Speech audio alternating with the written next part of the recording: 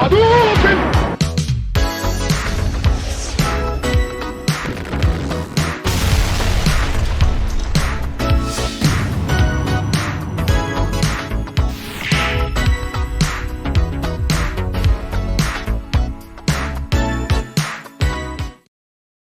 Allez, salut les mecs, salut les bolosses et les ringardes qui jouent toujours à la Dreamcast dans le futur où nous sommes. Salut mon Biggie, comment tu vas? Ça va très bien. On parle de cette fabuleuse console qu'est la Dreamcast. Le Voilà. chant du cygne de Sega en tant que Malheureusement, constructeur de console. la dame blanche de Sega, parce que Sega n'a pas fait beaucoup de consoles de couleur blanche. Peut-être Oui. même la seule d'ailleurs. Non, il y avait la Mark III, mais Oui, la Mark III, elle est ouais. grise et blanche. Ouais. La Mais Master en System pâle, japonaise. en pâle, c'est la seule, je crois. C'est ça. En Ouais. pâle, oui, puisqu'il y a la Saturn Jap blanche qui est sortie en deuxième édition, puisque la première était grise. Ouais, ouais, c'est ça. Donc voilà, mais c'est la console un peu cheap, la blanche, au niveau de la Saturn.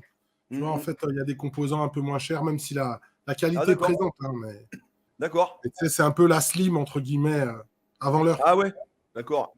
Bon, ben voilà, nos amis qui nous regardent auront vu le titre, hein. On se retrouve aujourd'hui et on va continuer notre petite série de vidéos des indispensables par console. Et voilà, ben, la Dreamcast avec une sélection de 5 jeux chacun, ce qui va faire un total de 10 jeux. Tu commences, Biggie, je commence comme tu veux. Vas-y, commence.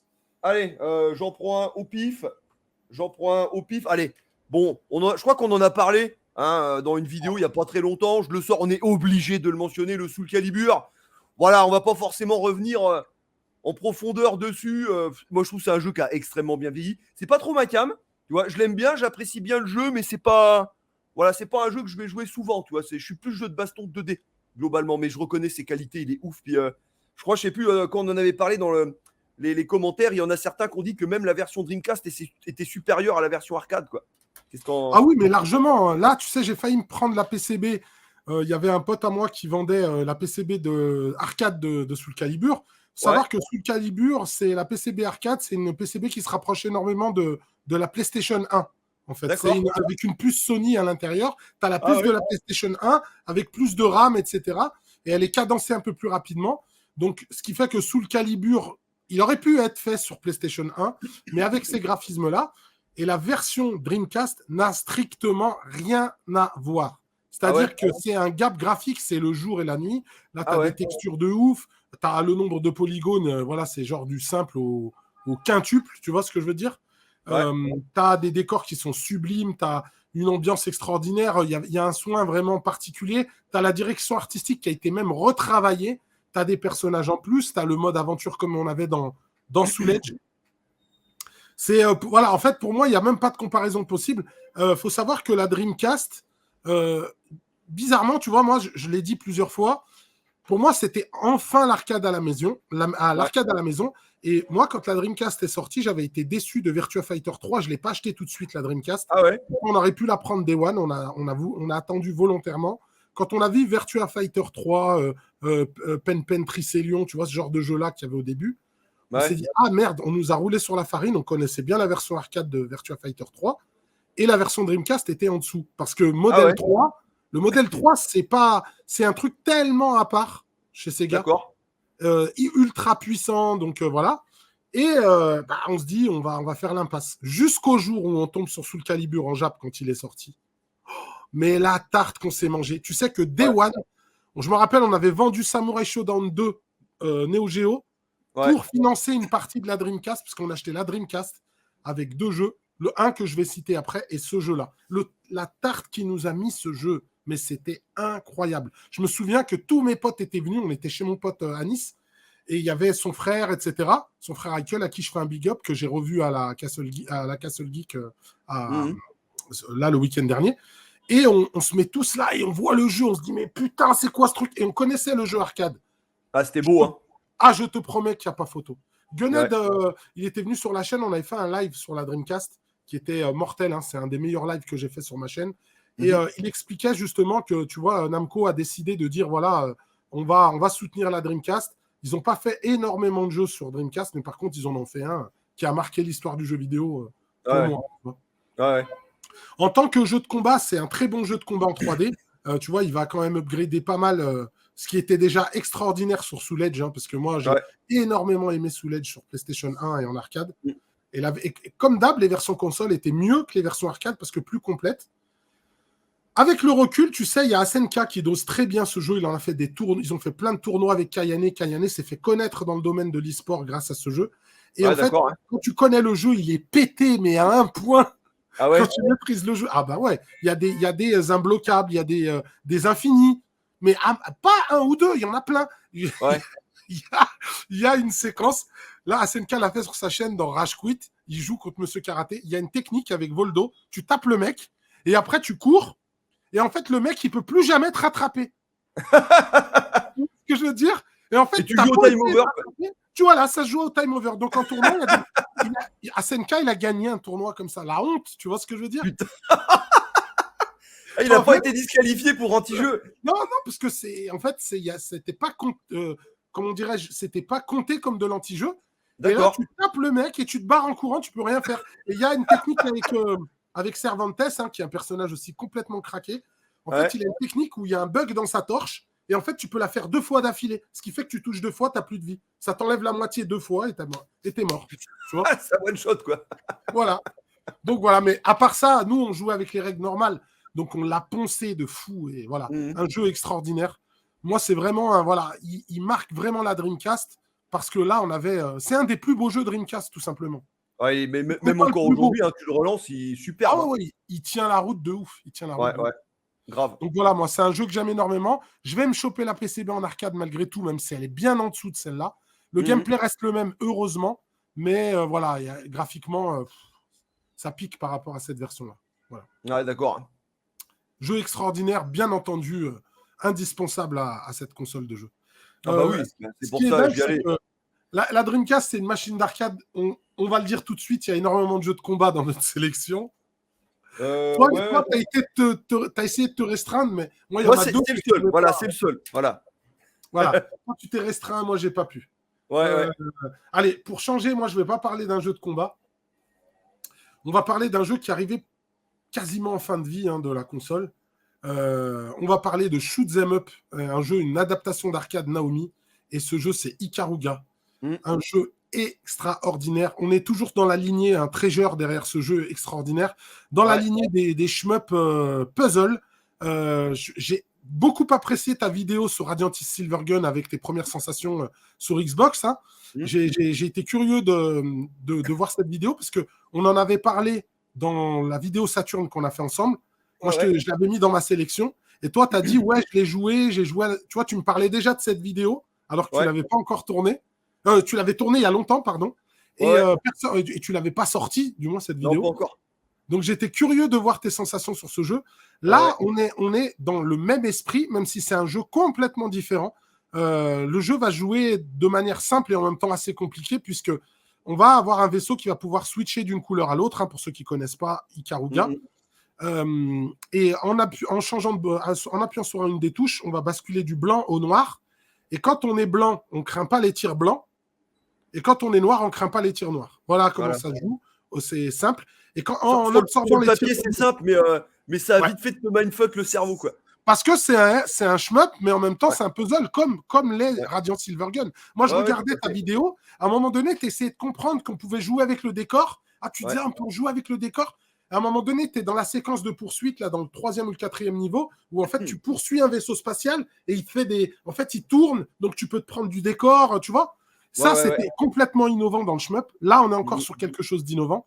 Et donc, je disais, les couleurs, selon la couleur que tu prends, tu crains ou pas les tirs. Et plus tu absorbes des tirs ennemis, tu vas faire des chains et tu vas pouvoir remplir une barre qui va te donner un tir spécial, comme dans Radiant un peu. Et tu vas avoir des missiles qui vont venir et qui vont faire beaucoup de dégâts. Et tu vas pouvoir scorer, etc. Moi, c'est un jeu que j'aime énormément parce que, tu vois, c'est en fin de vie de la Dreamcast. Il n'y a pas eu énormément de shmup qui m'ont plu. Je vais en citer un que j'aime particulièrement, deux, on va dire. Il y a Border Down que j'aime bien, qui est un shmup en Yoko. Et il y a aussi le jeu avec les 2 hélicoptères, comme il s'appelle. J'ai joué là. Under Defeat. Voilà. J'ai joué il y a quelques jours, là. Donc, avec l'ami JB. Il est venu à la maison, on y a joué vite fait sur son écran. Et donc voilà, un shmup extraordinaire. Toi, qu'est-ce que tu peux en dire, DG? Pas grand-chose parce que j'y ai très peu joué, quoi. Donc c'est un jeu que je connais, hein, bien sûr, même depuis l'époque, hein, de la Dreamcast. Je sais qu'il était ressorti comment dire, en GameCube. Mais c'est vrai que donc le combo, hein, Radiant et Ikaruga, donc c'est des jeux que je connaissais de réputation, on va dire, mais que comment dire, j'ai presque pas joué. Toi, Radiant, là, je l'ai découvert relativement récemment. Et Ikaruga, c'est pareil, j'y ai joué que très récemment. Ça devait être avec la version Xbox Live Arcade, tu vois. Ouais. Donc toi, j'ai dû faire genre une partie, tu vois, comme j'ai fait pour Radiant, tu vois. Donc j'ai pas forcément d'avis dessus. Par contre, par rapport à de ce que j'ai vu de Radiant, tu vois, ça a l'air d'être plus simple, parce que Radiant, t'as quand même pas mal de Ah ouais. composantes avec les armes et tout. Enfin, voilà, là, faut vraiment une grosse réflexion. Mais ce qui est bien, hein, c'est un game design qui est vachement intéressant. Là, du coup, ils ont gardé un peu le même concept, mais en simplifiant, entre guillemets, hein, avec simplement le noir et blanc. Mais je pense que, tu vois, de ce que j'ai vu, moi, ça me semble, à choisir entre Radiant et Ikaruga, j'irais plutôt vers Ikaruga parce que Radiant, il est peut-être un peu trop compliqué, tu vois. Ouais, alors je suis Mais bon, d'accord. ça, je le dis avec une seule partie, donc Oui, voilà, c'est pas forcément un jugement définitif, bien sûr. ouais. Mais j'aurais plutôt tendance à privilégier des shoots, voilà, un petit peu plus simples, on va dire, tu vois. Ouais. Donc, mais Je- malgré je- que là, simplement le fait de changer de couleur, enfin noir et blanc, c'est quand même assez compliqué, mine de rien. Il y a des situations, ouais, comme je te dis, tu as le cerveau qui est retourné, quoi. ouais. Alors, on va dire que Ikaruga, il est plus impressionnant par sa technique parce que le jeu est dans un autre système, hein. Mm. Radiant, c'est le système STV Sega qui est le système de la Saturn. Et là, Ouais, on est sur le système Naomi qui est la Dreamcast, mais on a quelque chose de vachement plus joli avec des effets de profondeur, etc. Moi, je préfère Radiant parce que Radiant, même si aujourd'hui on n'est pas là pour ça, mais juste pour te donner mon avis, moi je trouve ouais. que Radiant est mieux parce que son système d'armes, même s'il est compliqué, justement, il va apporter plus de variété que ce que tu vas Ah avoir oui, dans Ikaruga. Voilà, oui, parce que Ikaruga, on a juste un seul tir de base, finalement, tu vois. voilà, c'est ça, c'est ça. Tandis que dans Radiant, on a carrément un arsenal, quoi, C'est ça, finalement. c'est ça. Voilà. Voilà. Donc, en tout cas, voilà, ça reste pour moi quand même un chef-d'œuvre et Ikaruga, je parle, et un Mhm. indispensable de la Dreamcast. Si tu aimes au moins les shoots, mais en tout cas, voilà, techniquement, c'est un très très beau jeu et il a une ambiance incroyable. Il est vraiment spectaculaire. Donc voilà, Ikaruga, valeur sûre de la Dreamcast, indispensable. Ouais, ouais. Non, Je puis te surtout, laisse continuer. ouais, là, comme on disait, il existe sur Dreamcast. Alors, il est sorti qu'au Japon. Hein, il n'est pas voilà, ni en version US ni en PAL. Il est sorti en GameCube, en PAL. Hein, et puis, pour ceux, nos amis qui nous regardent, qui voudraient y jouer de manière plus accessible, voilà, comme j'ai mentionné, il est en version Xbox, en rétro-compatible. Et la version, elle est très bien. Moi, c'est avec, Elle est très très bien. voilà, c'est avec cette version-là que j'ai découvert le jeu. Et voilà, enfin, il n'y a Il n'y a aucun rien à problème dire. dessus, quoi. Y a rien à Alors, dire. on va rester.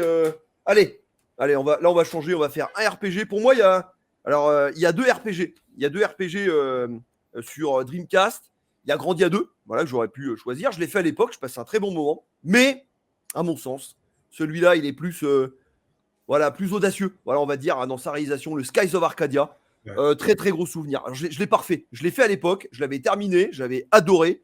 Et putain, avec le vaisseau un peu à l'Albator, tu vois, c'était cool, quoi. Voilà, on pouvait faire, je crois, il y avait même des combats, je crois, de mémoire. Alors, c'est du RPG au tour par tour, hein, un petit peu genre Final Fantasy, mais avec des pirates. Tiens, on le voit là, la phase bateau. Je sais plus s'il y avait des phases de combat en bateau, mais je me souviens plus, c'était des bateaux volants et tout. Mais à l'époque, moi, enfin, ce qui m'a marqué, c'est que, alors maintenant, bon, on va peut-être rigoler en voyant les images, bien sûr, mais il était putain de beau. Le Ah, mais jeu il est était toujours beau. Il est de toujours... magnifique à l'époque, quoi. Je me souviens encore d'un passage dans un espèce de palais de glace. Putain, j'étais là, je m'arrêtais, je regardais le décor. Et il y avait un bouton, on appuyait, je crois que c'était sur Y, la manette, et ça se mettait en vue subjective et on pouvait regarder où on voulait, tu vois, avec la caméra. Et moi, je me souviens plusieurs fois m'être arrêté dans ce palais et puis regarder un peu le décor et tout. Le jeu était putain de magnifique. C'était le plus beau jeu de rôle que j'avais fait à l'époque au moment où il est sorti. Et bon, après, l'histoire était peut-être un peu basique. Tiens, le gameplay, je pense qu'il est en train de foutre. Ouais. Ah, il y a des images insérées dans le gameplay. Ouais. Donc, ouais, je disais, le scénario, c'était peut-être un peu classique, avec des personnages peut-être un petit peu clichés. Hein. La nana en blanc, l'espèce un peu de prêtresse, hein, tu vois, qui est adepte de la lune, je crois, si je me souviens bien. Voilà, c'est un petit peu cliché, mais voilà, c'est vraiment pour formuler éventuellement quelques défauts à l'encontre du jeu. Mais enfin, moi, franchement, j'ai presque pas de défauts. Enfin, de ce que je m'en souviens, des souvenirs que le jeu me laisse, enfin, pour moi, c'est le meilleur RPG sur Dreamcast, quoi. Voilà, tout Ah, c'est simplement, quoi. clair. Je Donc, te suivrai là. je vais pas Je te avoir suivrai grand chose à là. ajouter, mais enfin, Je sais pas comment il a bien vieilli ou pas aujourd'hui, s'il a bien vieilli, s'il a mal vieilli. Je sais qu'il est ressorti en GameCube avec, je crois d'ailleurs, il a un petit peu de contenu additionnel. Il me semble sur GameCube, la version GameCube, ça sera la version upgrade, je crois, de Skies of Arcadia, mais très très bon souvenir. Enfin, voilà, pour nos amis qui nous regardent, qui sont adeptes de jeux de JRPG, voilà, je crois que Skies of Arcadia, c'est à faire une fois dans sa vie, je pense. Quoi. Voilà. Ouais, c'est une valeur sûre, c'est clair. Moi, je te suivrais quand je disais qu'il y avait Grandia 2, j'avais beaucoup aimé Grandia 2, mais Skies of Arcadia, pour moi, c'était au-dessus, justement par rapport à l'univers pirate du ciel, en fait. Tu avais une ambiance vraiment de dingue. Le jeu était très spectaculaire sur certaines des attaques. Bah, au niveau réalisation, il est supérieur, Skies of Arcadia. Il est vraiment spectaculaire pour un JRPG. Moi, je t'avais expliqué que j'étais pas un énorme fan de JRPG et j'y suis venu très tard avec Final Fantasy VII. Et celui-là, c'est un des JRPG que j'ai fait dans ma vie et j'avais surkiffé, vraiment surkiffé. C'est vraiment un de mes JRPG préférés. Il est vraiment, vraiment top, quoi. Après, je sais qu'il a vieilli parce que j'y ai rejoué il y a peu, effectivement, sur la version GameCube avec le contenu additionnel. Le truc, c'est que certaines mécaniques, notamment les mécaniques hors combat, celles-ci, elles ont vieilli et tu as pas mal de longueur, justement, là-dedans. Et c'est ce qui va te faire peut-être sortir du jeu aujourd'hui, mais en termes de technique pure, le jeu a très, très bien vieilli. Vraiment. Ouais. Tu vois, parce faut dire ce qu'il y a, la Dreamcast, quand même, tu as des polygones texturés. C'est quand même quelque chose qui tient la route, la Dreamcast, tu vois. C'est une console qui a quand même bien vieilli. C'est de la 3D qui a quand même bien vieilli. Ah, globalement, ouais.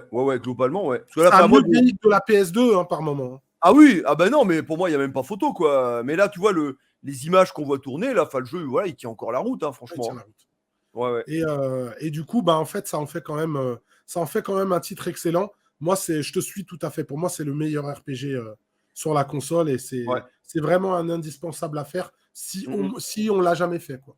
Il fait partie de l'histoire des jeux de rôle japonais. Ouais. C'est ça.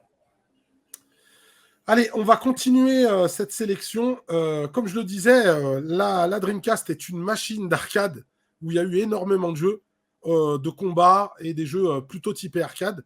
Je pense que toi aussi, dans ta sélection, il y a encore au moins un jeu dans cette veine-là. La Dreamcast, c'est l'arcade Dream Machine avec la Neo Geo. Hein, c'est la grande sœur de la Neo Geo, on va dire. Hein.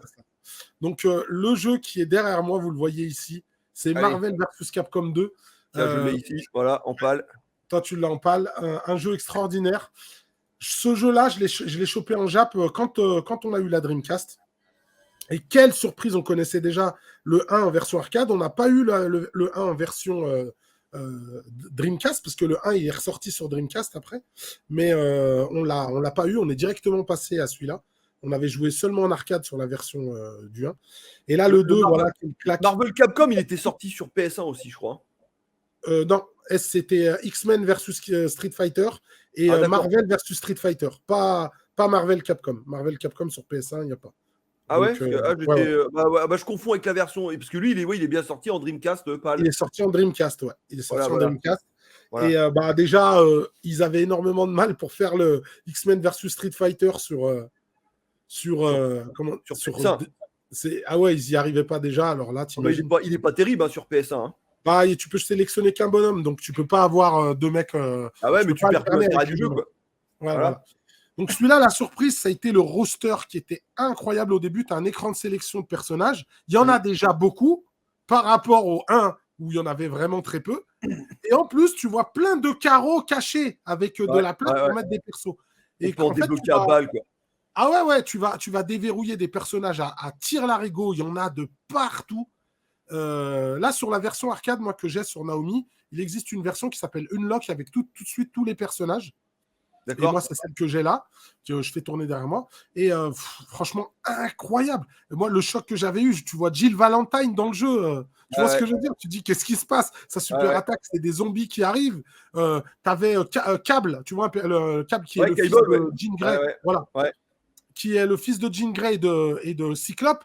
La direction artistique, bon, c'est le comics, hein, mais on va dire retravaillé à la japonaise, comme ils avaient fait avec X-Men Shinron Phantom et tous les Capcom versus, du moins Marvel et X-Men versus, extraordinaire avec des persos de Marvel super-héros, des persos X-Men, des persos que tu n'avais jamais vus, et avec vraiment de la variété. Il faut savoir qu'aujourd'hui, il est encore dosé le jeu. tu vois. Je suis pas étonné. Il est Ouais. encore dosé, et il y a même un joueur très connu qui s'appelle Justin Wong qui fait encore des streams dessus pour montrer des coups, etc.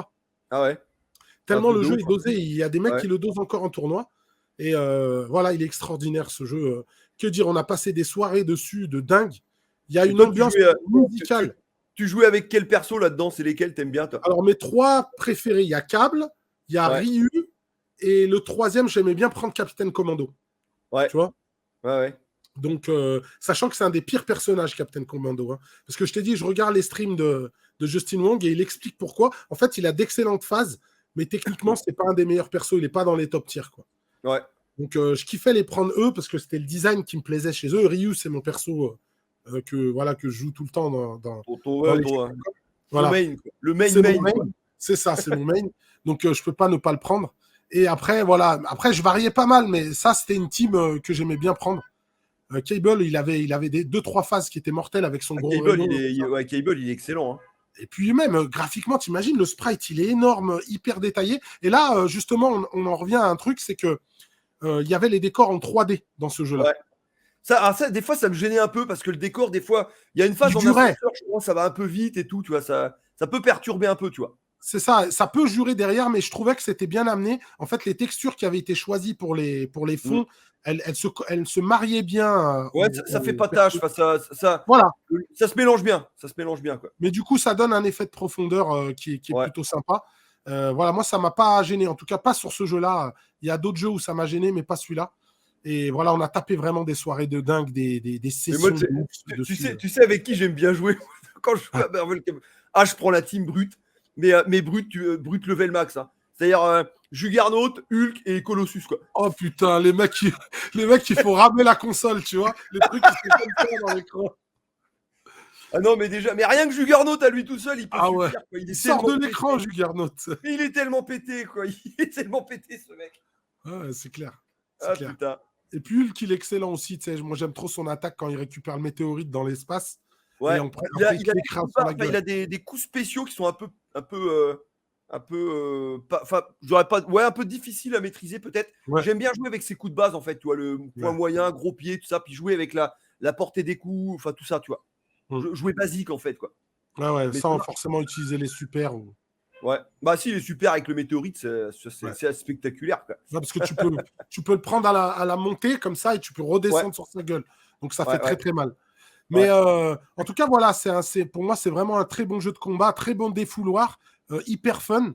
Et puis, voilà, c'est méga spectaculaire, quoi.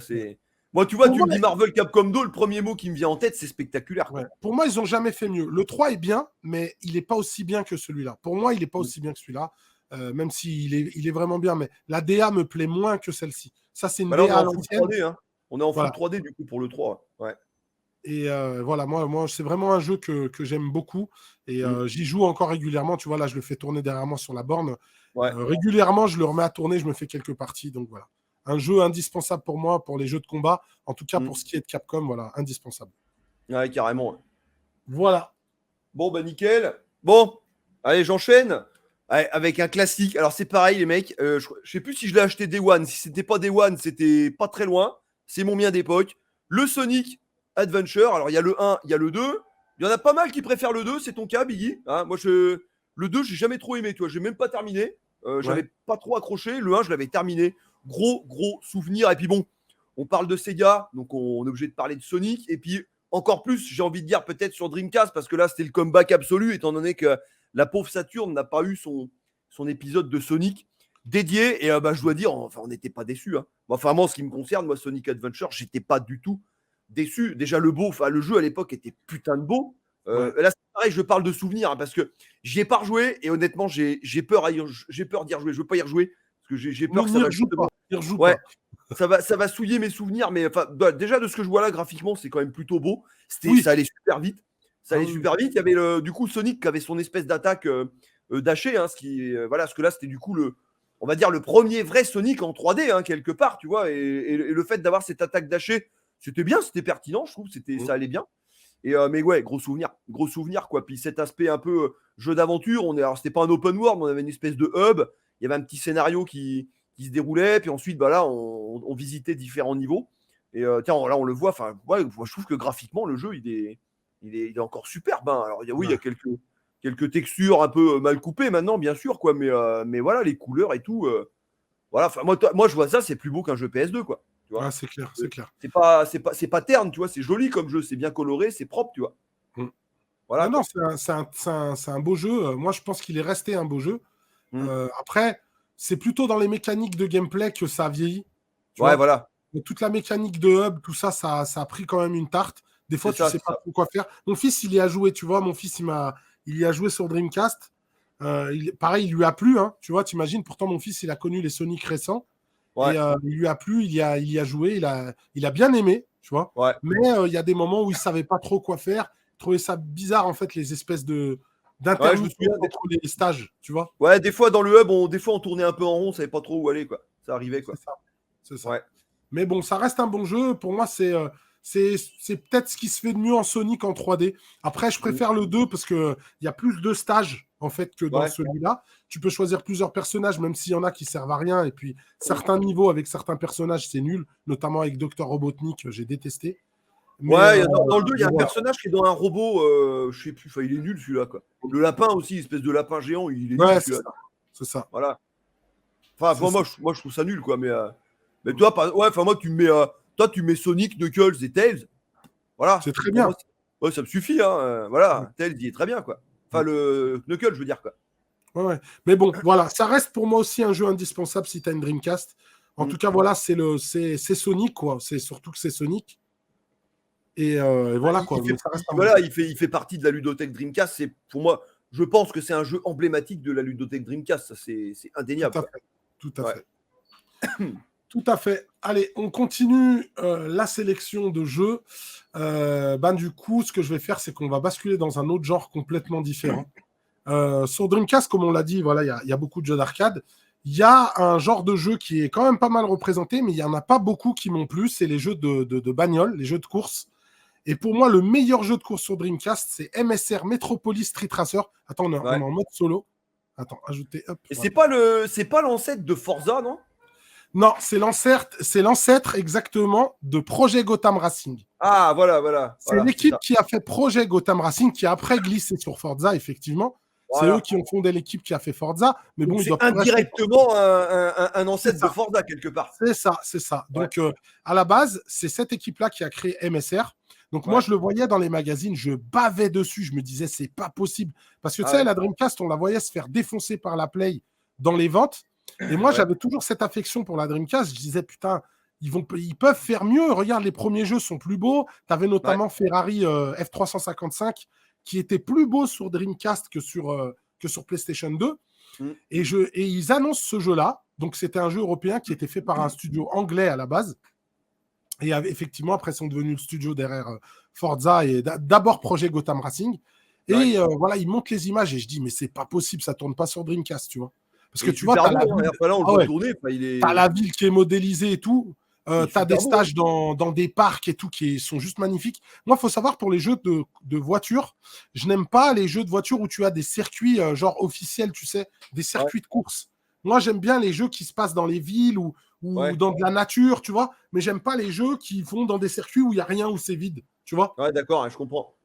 Donc, celui-là, il m'avait plu pour ça. C'est une vraie simulation quand même assez poussée, tu vois. Et quand même pour l'époque, du moins après, il y a eu bien mieux, mais c'est quand même une simulation poussée, mais avec une conduite arcade et avec une ambiance arcade parce que justement, tu as des circuits comme ça à l'intérieur des villes et tout. Donc, j'ai passé énormément de temps. C'était l'espèce de Gran Turismo de la Dreamcast. Voilà, ouais, c'est Pour ça, oser c'est le ça. dire. Parce que Ouais. tu avais un vrai mode solo, un vrai mode carrière.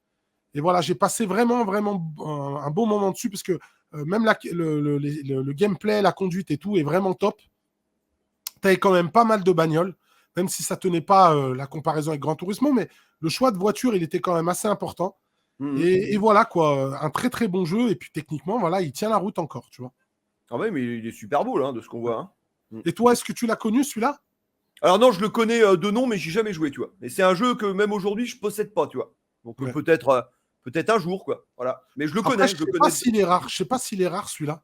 Je sais pas. Mais Enfin, moi, à l'époque, toi, à l'époque même de mon magasin, dans les caches et tout, c'était un jeu voilà, qu'on voyait assez régulièrement et qui coûtait pas cher, quoi. Voilà. Et dans le jeu, tu as un principe de kudos comme tu avais dans justement Projet Gotham Racing sur Xbox. En fait, selon tu as des espèces de points de skill, selon ce que tu fais, tu ramasses des kudos. Tu vois, on voit la monnaie qui s'appelle K en fin de stage, et ça va te permettre de déverrouiller tout un tas de trucs, tu vois, dans le jeu. Et c'est un peu le reward si tu conduis bien et si tu respectes les objectifs de course. Voilà. Et après, ils l'ont gardé ce principe sur les premiers projets Gotham. Et je crois que quand c'est arrivé sur 360, ils ont enlevé. Et puis après, le jeu est devenu Forza Motorsport. D'accord. Bah, c'est bien, parce que là, du coup, on a une petite pièce d'histoire, mine de rien, sur Dreamcast, quoi. C'est ça. C'est ce qui a abouti derrière Forza. Et voilà, mais en tout cas, pour moi, c'est le meilleur jeu de bagnole sur Dreamcast. Il y a des jeux d'arcade de bagnole qui sont cool. Il y a Daytona USA. À mon sens, c'est une version ratée. J'aime pas trop. Ouais. Même Sega Rally 2, tu vois, j'ai du mal. C'est une catastrophe, Sega Rally 2. On n'en parle même pas, c'est une pure catastrophe. Et du coup, celui-là, il relevait la barre parce qu'effectivement, j'avais été chaudé par les deux jeux qu'on vient de citer. Donc voilà, MSR, Metropolis Street Racer, pour ceux qui ne le connaissent pas. Allez-y, testez. Sans transition, je vais enchaîner avec mon 4e jeu. On va rester avec du jeu de bagnole, mais là, complètement à l'opposé, là, du jeu de bagnole un peu cuculapraline, j'ai envie de dire, le Crazy Taxi. Là, on parle d'une adaptation réussie pour le coup. Ouais, tu vois bah oui. Bah moi, je crois de mémoire, j'y avais joué en arcade. Dis-moi si je me trompe, mais il y a des bornes où on est debout à Crazy Taxi. Voilà. Notre ami Damien, que je salue, à qui je fais un gros bisou. Damien possède la borne en sit-down, tu vois. Pas en sit-down, en upright. T'es debout. Ouais, d'accord. Parce que moi, il me semblait que j'y avais joué en debout. C'est-à-dire, si je dis pas de conneries, on a juste le volant, on a une pédale et c'est tout, en fait, quoi. C'est ça. T'as pédale de frein, pédale d'accélérateur et t'as le volant avec les vitesses. Voilà, tout ça. Ouais, le levier, t'as quoi à porter. Je me souvenais même plus qu'il y avait une pédale de frein, tu vois, c'est pour te dire. Ça existe, le frein, tu sais. Mais il me semble, il me semble que j'avais joué en arcade au moins une fois vite fait. Puis après, j'ai mis la main sur cette version Dreamcast. Pas vu de différence. Franchement, pas vu de différence. Là, non. C'est du fun à l'état pur. C'est complètement débile. On choisit les chauffeurs. Il y en a 4, je crois, avec leurs spécificités. Et là, c'est de l'arcade pur et dur. Hein. C'est-à-dire, il y a un chrono. Il faut prendre un max de mecs, faire le max de courses et faire le meilleur score possible finalement, quoi. Mais putain, le jeu, il a une physique qui est complètement pétée. Il y a des raccourcis partout. C'est un open world. Il n'y a pas de circuit tracé où on est dans une ville et on ramasse des clients comme ça, un peu en mode random, qui vont nous amener dans différentes parties de la ville. Mais c'est assez grand. Hein. Je sais pas si tu te souviens, Biggie, l'open world est quand même relativement grand. Et puis, qu'est-ce que c'est fun. Et puis, Offspring, la musique, Offspring. Ouais. Donc, même pour ceux, nos amis qui nous regardent, toi, tu as présenté MSR. Si ça leur parle pas trop, les gars, là, on a l'antithèse. Hein. Donc, là, entre MSR ou Crazy Taxi, là, il y aura forcément des heureux là-dedans. Là. C'est clair. Et d'ailleurs, Metal Geek, qui est fan de ce jeu, il m'expliquait un petit peu les différences entre les deux jeux. Il faut savoir que la version arcade, si tu joues pas avec les démarrages turbo, tu es sûr de perdre. Le jeu est injouable si tu fais pas ça, tu es sûr de perdre. Ta voiture, elle démarre au ralenti, tu vois, elle part pas. Il m'a montré vraiment les différences chez Damien, justement. Ouais. Et c'est pas, en fait, en termes de gameplay, il y a vraiment des grosses différences, mais techniquement, les jeux sont égaux au niveau graphique. Oui, voilà, mais disons qu'ils ont été un peu plus putes avec la version arcade pour te faire bouffer des pièces. Quoi. Bah oui, forcément. Voilà. Mais donc, ouais, limite, vaut mieux privilégier la version Dreamcast aujourd'hui que même une version arcade émulée finalement, quoi. Oui, il vaut mieux jouer à la version Dreamcast. En tout cas, à la manette, tu joues à la version Dreamcast parce que ça doit être injouable en arcade à la manette, ça doit être compliqué. Hein. Tu vois, j'ai jamais pris le risque. Je sais même pas si ça fonctionne d'ailleurs. Normalement, oui, mais le problème, c'est que souvent en arcade, si ça détecte pas un volant, en fait, ça déconne. Ouais, ça déconne. Mais il était ressorti, il me semble, en PS2. Hein. Il était sorti sur PS2. Oui. Et puis, tu as le 2 et le 3 après. Tu as le 3 qui est sorti sur Xbox, première du nom. Le 3, il est exclusif Xbox. Mais en fait, le 3, c'est une compile, je crois, si je dis pas de conneries. Il y a le 1 et le 2 dedans avec quelques trucs nouveaux qui font le 3, en fait, quoi. Ouais, c'est ça. Après, tu as des persos en plus, tu vois, dans le 3. Mais voilà. Mais en tout cas, tu as le 2 qui existe et celui-là. Le 2 qui était sorti, il me semble, c'était sur le système d'après, peut-être sur Shiro. Je crois que c'est pas de la Naomi, le 2. Donc, je sais pas, mais il est sur Dreamcast aussi, le 2, hein, puis il est tout aussi bien. Hein. Oui, c'est clair. C'est clair. Non, s'il est sorti sur Dreamcast, c'est de la Naomi. Alors. Parce que j'ai plus. C'est le 3 alors qui est sur Shihiro. Il me semble que D'accord. le 3 est sur Shihiro. Ouais, Mais d'accord. très très bon jeu, en tout cas celui-là, du fun à l'état pur. Moi j'avais bien aimé. J'ai moins aimé les suites après parce que voilà, en fait celui-là il m'avait déjà délivré ce que Ouais, j'avais besoin. Du coup, ouais, je ouais, l'ai c'est fait ça, un c'est mois. ça. Ouais. Mais Le 2, j'ai moins passé de temps sur le 2 que sur celui-là. ouais. Parce qu'après Ouais, c'est les mêmes jeux. Il y a 2-3 trucs qui changent, mais c'est pas. Ça reste vraiment le même ouais, principe. voilà, il y a pas un changement majeur, quoi. Voilà. C'est ça. Mais Mhm. bon, exultoire, voilà, défoulement et fun. Ah Voilà, un bah très oui. très bon jeu. Dans le 2, ce qui était rigolo, c'est que du coup, on avait un bouton pour sauter, je crois, de mémoire. Ouais. Là, on pouvait faire sauter les bagnoles. Et puis, il y avait les épreuves. Je crois qu'il y avait une épreuve, il y avait voilà, on dévalait une piste, enfin, il y avait un tremplin, en fait, il fallait aller le plus loin possible. Il y avait un truc avec un ballon de foot, je crois, si je me souviens bien. Enfin, voilà, ils ont ajouté des petites épreuves, des petits jeux annexes, en fait, qui rallongent un peu la durée de vie. Mais c'est vrai que oui, bah, le premier il est mythique, quoi.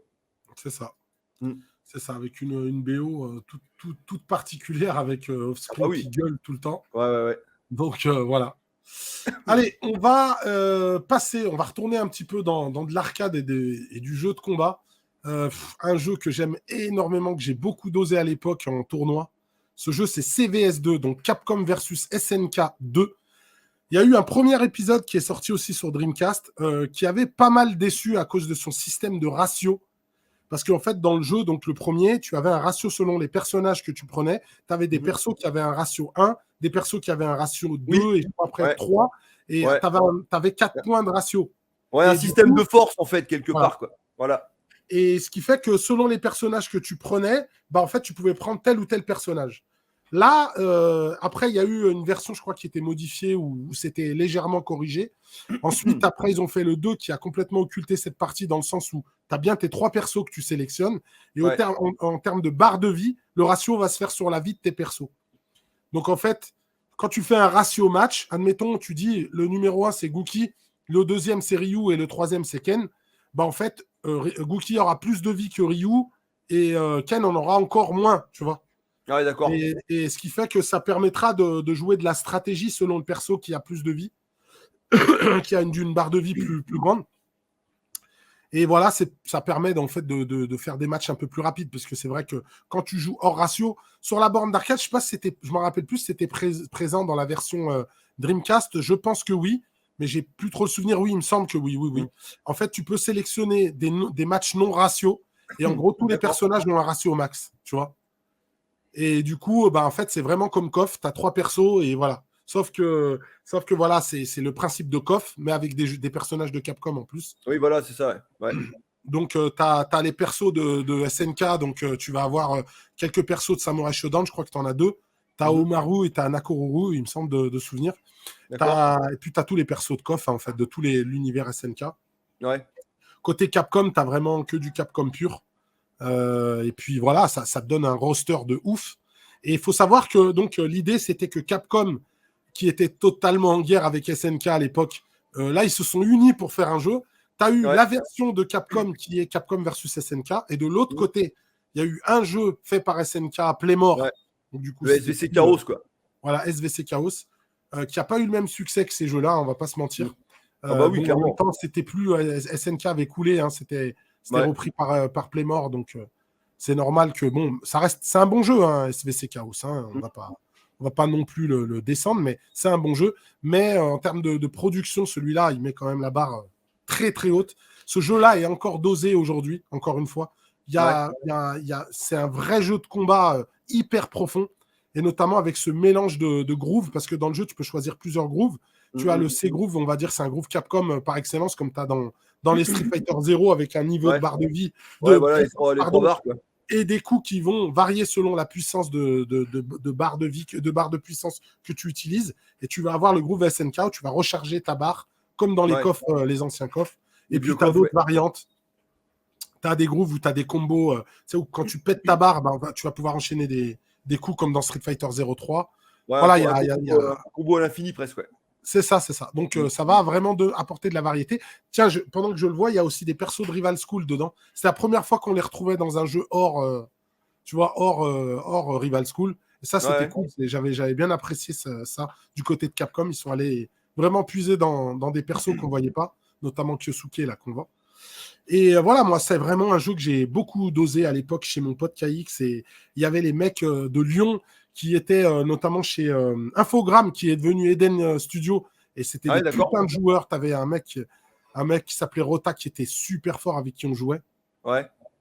Et ça dosait à mort, quoi. C'est vers la fin où moi j'arrêtais de doser, mais celui-là et Third Strike, c'était vraiment des jeux qu'on jouait que à ça. Ce jeu-là et Third Strike, mais t'avais des mecs qui avaient des levels stratosphériques. Ouais. Donc voilà, c'est un putain de jeu de combat de ouf. Voilà, vraiment, vraiment encore excellent aujourd'hui.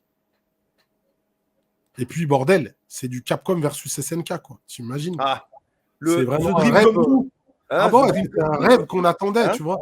Et là, on l'a eu. Moi, je ne l'ai pas connu cet épisode 2. Moi, je l'ai pas. C'est un jeu que j'ai pas. Et que ce soit sur Dreamcast, il est sorti ensuite sur donc GameCube et Xbox. Hein, je crois PS2 aussi, non? Je sais pas. C'est la version IO sur GameCube et Xbox. Ouais, voilà. La meilleure version, c'est la version Xbox. Hein. D'accord. Ok. Ouais. Moi, j'ai connu le premier, le Capcom versus SNK, que j'ai pas mal joué, que j'ai en Dreamcast d'ailleurs, et qui était bien, qui était cool. Il est bien. Puis, et puis le SVC Chaos, évidemment, on est au Géo aussi. Mais bon, là, c'est fadasse. Hein. Franchement, à côté, c'est fadasse. C'est plus fun. Hein. Du côté Capcom, c'est plus fun, je trouve. Ouais, voilà. C'est ça. Et puis, il y a vraiment un vrai gameplay. Le système de combo est vraiment mortel. Tu vois, cette gestion de ratio, quand tu joues en ratio match, c'est vraiment très fin. Là, c'est assez tactique. Tu as même la barre de vie de Samurai Shodown. Hein. Tu vois, là, on la voit, tu as la barre de vie de Samurai Shodown, avec quand tu es en feu, tu vas faire plus de dégâts, etc. Ouais. Et ils ont vraiment essayé de tout apporter dans celui-là. Si on peut faire un parallèle avec le premier, en fait, tu avais des décors en 2D. Là, tu as des décors en 3D. On va dire que quelque part, le premier est plus beau parce que c'est plus cohérent. Tu as tes sprites en 2D avec des décors en 2D. Il y a des décors sublimes. Celui-là, il a des beaux décors, mais parfois, notamment parce qu'en fait, tu sais, on parle résolution dans l'arcade. On ne dit pas 1200 par machin, mais on parle en kilohertz, tu vois, au niveau du balayage. D'accord. Et en fait, tu as les persos qui sont en 15 kilos et tu as le décor qui est en 31 kilos. Du coup, ce qui fait que tu vas voir les personnages énormément pixelisés à l'écran. Ah ouais, d'accord. Ouais. Et en fait, le jeu est beau si tu prends cette version et que tu la joues, tu la forces en 15 kilos, complètement en 15 kilos avec les décors et tout. Ça passe mieux, comme on le voit là. Ça passe mieux que quand c'est plus homogène. Voilà, c'est plus homogène.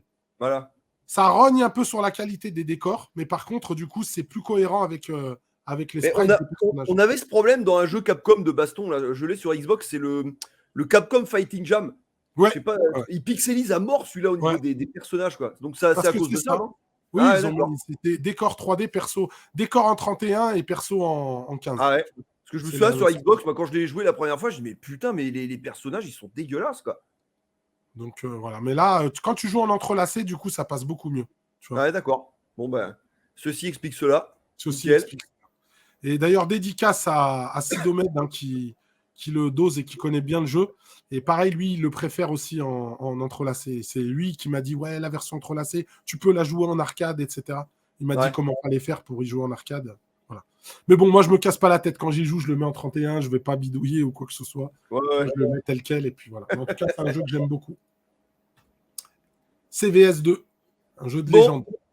Nickel. Allez, moi, je vais faire le dernier jeu de ma sélection, peut-être parmi les jeux que j'ai présentés. Et quel jeu! Voilà, celui que peut-être ceux qui nous regardent auront peut-être le moins joué, parce qu'il est sorti en fin de vie de la Dreamcast. Rez. Alors, je l'ai trouvé à l'époque, il était trouvable, il coûtait 45 €, neuf. Et je dis, putain, je sais même plus où je l'ai eu. Je sais même plus si je l'ai acheté neuf, si je l'ai acheté d'occasion. Et tiens, je vais regarder si j'ai pas un ticket de caisse, parce que ça me. Ah bah tiens, j'ai un ticket de caisse. Alors, regarde ça. Enfin, attends. Ah non, c'est un papier avec des codes. Attends. Parce que. Ah non, attends, je crois qu'il y a le ticket de caisse. Parce que, ouais, ça me faisait chier. Je voulais pas l'acheter 45 €. Alors, justement, est-ce que je l'ai acheté 45 €? Attends. Ouais, non, je l'ai payé 40. Voilà, tu t'en es bien sorti. Ah non, non, excuse-moi. Non, car non, il y avait plusieurs jeux. Voilà. Je l'ai acheté avec Dragon Rider, 20 € et Raze, 15 €. Je l'ai acheté ah bah magnifique. Ah bah, vu le prix qu'il vaut aujourd'hui, hein, 5 € de frais de port. Tu vois, je pense que tu as fait une belle affaire. Ouais, le 18 juin 2002. Voilà. Donc, bah oui, on était en euros, donc c'est ça. Je l'ai acheté 15 €. Et c'est pour ça parce que je l'ai vu à la sortie.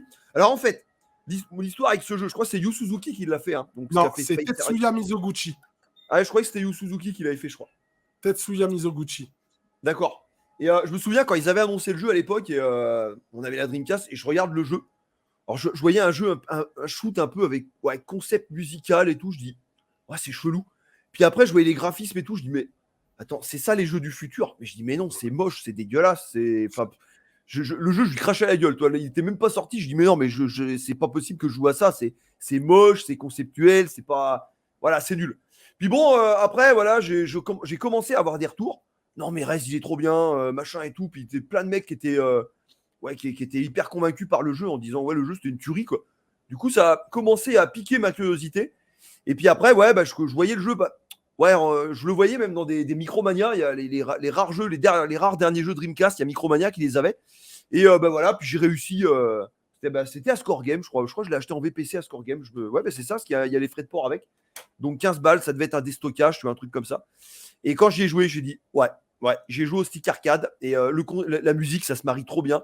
Et le truc conceptuel avec au début on est une espèce de sphère et après on va gagner des power-up et on va se transformer voilà, en espèce d'humanoïde. Et qu'est-ce que ça gère bien. Et le jeu il est complètement psychédélique. Il est voilà, complètement psychédélique. Et il n'y a pas beaucoup de niveaux, hein. Il y a 4 ou 5 niveaux, mais le dernier niveau il est hyper long, je crois, ça dure au moins 20 minutes, avec des trucs, on voit des arbres, des trucs de la nature et tout. Enfin, voilà, c'est complètement what the fuck, mais ouais, c'est conceptuel, oui, mais qu'est-ce que ça déchire, quoi. Alors voilà, on n'a pas trop dit ce que c'était. C'est un rail shooter, un peu comme Panzer Dragoon. Panzer Dragoon, ouais. C'est un Panzer Dragoon, on va dire, musical. Ouais, voilà, c'est ça. Et le jeu, Il comme tu dis, il est musical, un peu techno. Et en fait, le jeu, le rythme du jeu va se baser sur le fait qu'on on va loquer les ennemis, on va avoir un tir qui va toucher nos ennemis. Et quand on loque les ennemis, ça fait un bruitage. Quand les ennemis sont tués, ça fait un autre bruitage. Et tout ça, ça change. C'est une boîte à rythme, en fait. Voilà, le jeu, c'est une boîte à rythme. Alors au début, j'étais vraiment très dubitatif. Et honnêtement, hein, j'ai découvert le jeu avec le stick arcade parce qu'il est, il est compatible avec le stick arcade officiel. Même pas 5 minutes, voilà, stick en main, j'ai dit ok, voilà, là, on a du frais, là on a du bon. Déjà même le premier niveau, tu vois, ça va avancer d'étape en étape, ça va passer un peu du coq à l'âne et après on arrive à cette espèce de finale avec les pharaons et tout dans cette espèce de pyramide. Non mais c'est voilà, enfin c'est oui, alors ça plaira pas forcément à tout le monde, hein, mais moi voilà, je vais prendre mon cas où j'étais vraiment pas du tout convaincu, zéro hype pour le jeu. Là, j'ai été quelques minutes de jeu m'ont suffi pour être voilà, séduit, hein, tout simplement quoi. Et toi Biggie, tu as joué, non? Qu'est-ce que t'en penses? Bien sûr, très grand jeu. Moi, je me souviens quand je l'ai testé, mon pote KX, il avait une superbe installation chez lui, sonore, et il arrive, il me dit moi je connaissais déjà la sortie du jeu, j'avais vu que c'était un jeu que j'avais vu, que je voulais tester, parce que je trouvais ça complètement ouf. Et quand on a eu le jeu, donc je l'ai testé chez lui, il met le son à fond et il me met le jeu, mais putain, la claque. Et en plus, les musiques, ce qu'on dit pas, c'est que les musiques, au fur et à mesure du niveau, selon les ennemis que tu tues, etc., la musique va progresser. Elle va progresser dans son instrumentalisation. Tu vas avoir des instruments en plus, des trucs, des riffs qui vont se rajouter. En fait, ça va être vachement épuré en début de niveau et beaucoup plus fourni enfin. C'est ça. Et du coup, mais comme tu dis, psychédélique, hein, c'est vraiment ce qui rapporte ce jeu. Il faut savoir que ce mec, pour moi, est un génie. Il a fait d'autres jeux comme ça, un peu à concept, notamment un jeu que je conseille à tout le monde, qui est mortel justement pour jouer en été, en vacances, etc. C'est Lumines, qui est sorti sur PSP. Ils l'ont refait d'ailleurs sur Switch. Il y a la version refaite, remake de Lumines. Et en fait, Tetsuya Mizoguchi, il a fait ces jeux-là. Il a fait un autre jeu de rythme sur DS aussi qui était mortel. J'ai oublié le nom. Et pour moi, c'est vraiment un génie. Il y a eu des concerts de Rez. C'est-à-dire, il y a eu des concerts Rez. Il faut savoir que je vis encore, puisque récemment, il y a eu la version Infinite qui est sortie en VR. Mais la version Infinite, mon gars, c'est une folie. Ah ouais? C'est une pure folie. Moi, je l'ai dans mon casque VR. J'avais d'abord testé sur la version PSVR. Et c'est le même jeu ou c'est des niveaux différents? Ah non, il y a des trucs différents, il y a plein de différences et tout. Mais le fait de jouer en VR, mais putain, mais alors là, t'es immergé, t'as le son dans le casque, plus t'es à l'intérieur. C'est une expérience unique. Tu vois ce que je veux dire? T'es vraiment, franchement, il y a peu de jeux, même en VR, qui m'ont donné la sensation de Res VR. C'est un des meilleurs jeux VR déjà, tu vois? D'accord. Alors que c'est un jeu qui est vieux dans son concept, tu vois, c'est un jeu Dreamcast. Hein. Les gens, ils ont peut-être tendance à l'oublier.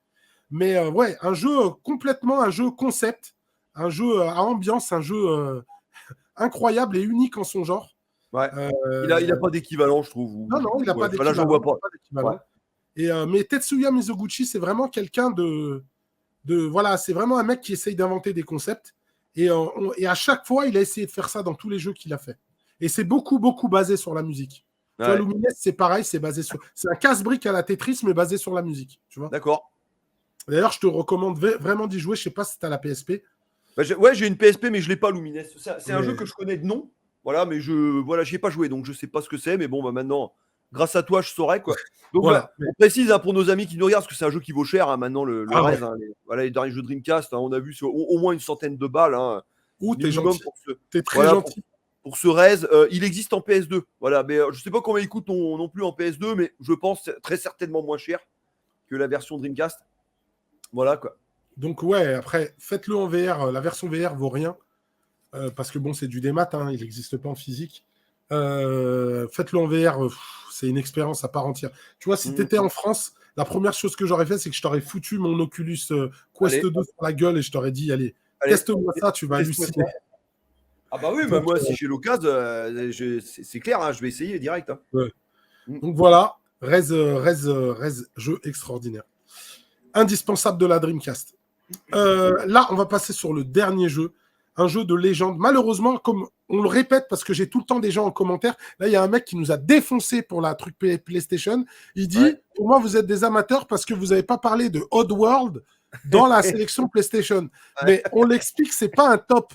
On prend 5 jeux, on dit que c'est des jeux indispensables. Bien entendu, il y en aura d'autres.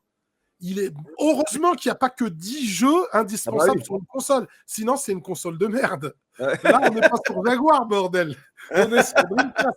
Donc là, il y a 5 jeux qu'on a sélectionnés. Il y a d'autres jeux. Je sais qu'il y en a, ils vont me dire, ouais, mais t'as pas parlé de tel jeu. Ouais, mais t'as pas parlé. Là, je parle d'un jeu qui, pour moi, est indispensable. En tout cas, tout de suite, quand je pense à la Dreamcast, je pense à ce jeu-là. Et ce jeu-là, c'est Shenmue. Shenmue, un jeu sans pareil. En tout cas, à l'époque où il est sorti, il n'y avait rien d'équivalent. C'est le père de GTA pour moi, de ce que GTA a été après. S'ils ne se sont pas inspirés, tu ne pourras pas m'enlever ça de la tête. Ils ont pris beaucoup de choses à Shenmue pour faire GTA. Un jeu vraiment magnifique.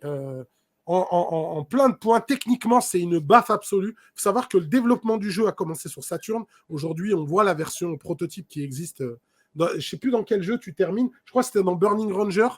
Je ne sais plus c'est dans quel jeu, quand tu finis, tu vois... Ah non, dans Shenmue, tu as en bonus la version, tu vois le trailer en version Dreamcast. Il me semble. D'accord.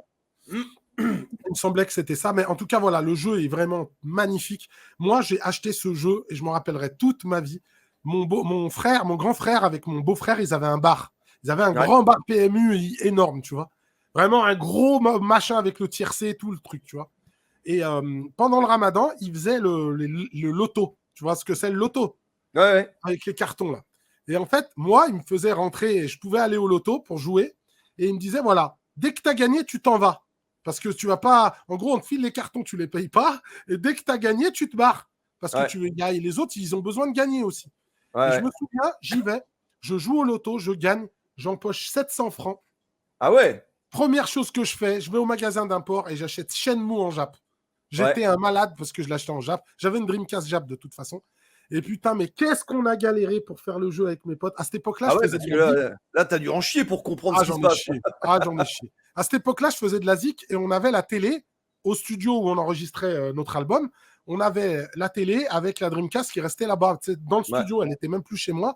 Et en fait, pendant les sessions d'enregistrement et tout, on se posait le soir et tu vois, on se couchait à pas d'heure, on allait bouffer du McDo, des trucs comme ça. Et on dosait les jeux, mais à mort, tu vois. Et on s'est fait le Shenmue. Qu'est-ce qu'on a galéré pour le finir? Mais on en a chié violent, en Jap. Tu m'étonnes. Ouais, tu m'étonnes. La première séquence de combat qu'on a eue, tu sais, en beat'em all dans la rue, là, putain, mais comment on était refait. Parce qu'à la base, on pensait que c'était un beat'em all. On pensait que c'était un beat'em all, on savait pas ce que on s'est dit c'est un beat'em all aventure, tu vois. Ouais, voilà. Et en fait, c'était un vrai jeu d'aventure, en fait. C'est un vrai jeu d'aventure. Ouais, il n'y a pas que des phases beat'em all. Ça avait leur importance, tu vois. Du coup, on n'a rien bité à l'histoire, mais on l'a fini comme ça. Et je me rappelle de la séquence de fin, parce qu'à la fin, tu as une grande séquence de combat dans le jeu. Et puis après, tu sais, t'as le staff à la fin, tu vois les animations du jeu où tu tapes les mecs dans le noir. En fait, tu as une lampe braquée sur toi et tu vois des séquences où tu te bats. Tu vois, on était comme des dingues. Et on l'a fini. Et après, heureusement, je l'ai refait après en français.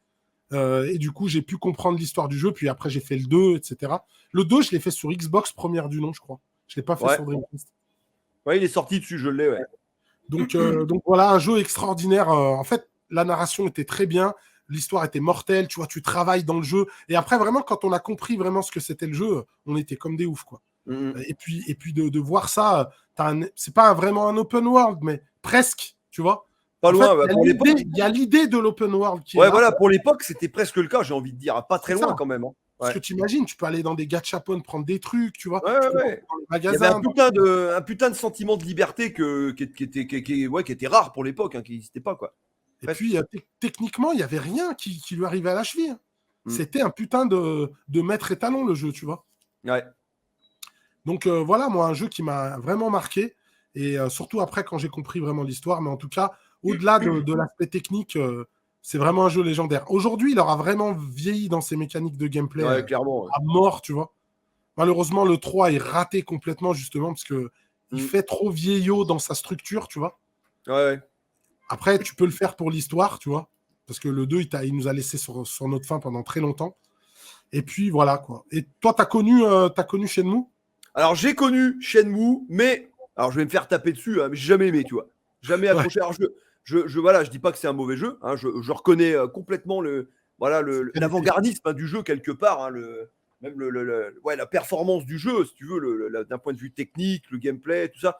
Mais j'ai jamais, j'ai jamais eu le déclic, si tu veux. Je suis jamais rentré dans son ambiance, en fait. Tu vois, le jeu, il me parlait pas. Je reconnaissais, je dis ouais, tu vois, j'avais conscience, je dis ouais, on a quelque chose de bien, on a quelque chose de grand là, mais c'est pas pour moi. Voilà, tout simplement. Donc bon bah sans regret, hein, c'est comme ça. Il y a des jeux comme ça ou des grands classiques que tout le monde adore et puis que toi pour X raison bah tu dis bah ouais non ça me parle pas ou c'est pas pour Ouais, moi. ça te Bah, parle pas. Ouais, ouais ouais. voilà, mais ce qui m'empêche pas de reconnaître les qualités du titre, bien évidemment. Ouais. Mais ouais je l'avais essayé hein, quand même.